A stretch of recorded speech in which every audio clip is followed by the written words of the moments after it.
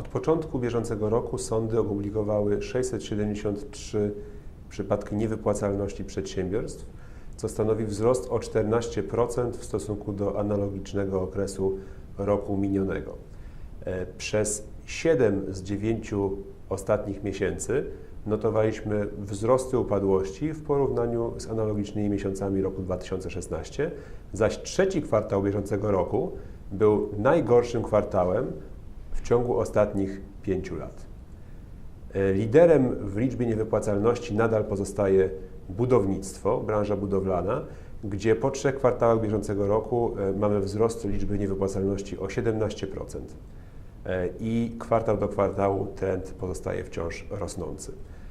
Równie duży wzrost liczby niewypłacalności notujemy w branży produkcyjnej, w tym w szczególności w produkcji materiałów budowlanych oraz produkcji żywności. Tam wzrost rok do roku to 18%. Bardzo duży, bo 35% wzrost liczby niewypłacalnych przedsiębiorstw zanotowaliśmy w branży transportowej, przy czym podkreślić warto, że w ubiegłym roku upadało w tej branży bardzo niewiele przedsiębiorstw, baza jest niska, więc w wartościach absolutnych nie jest to szczególnie niepokojący trend. No i handel, tam dynamika wzrostu liczby niewypłacalności nie jest tak wysoka, tylko 2%. Podobnie jak w produkcji upadają głównie dystrybutorzy materiałów budowlanych, a także dystrybutorzy żywności.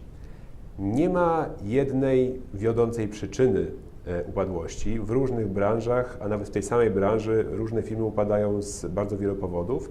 Natomiast wspólnym mianownikiem wszystkich firm, które ogłosiły upadłość bądź też są niewypłacalne, jest to, że mają bardzo niską rentowność. Rentowność niewystarczającą do tego, żeby zbudować wystarczająco mocną poduszkę finansową na wypadek krótkoterminowego szoku gospodarczego czy też zmian w prawie. Z tego względu szacujemy, że wzrost liczby niewypłacalności w 2017 roku będzie kontynuowany i zakończymy ten rok wzrostem dwucyfrowym, a również w przyszłym roku będziemy mieli do czynienia z dalszym, choć nie tak dynamicznym wzrostem liczby niewypłacalności.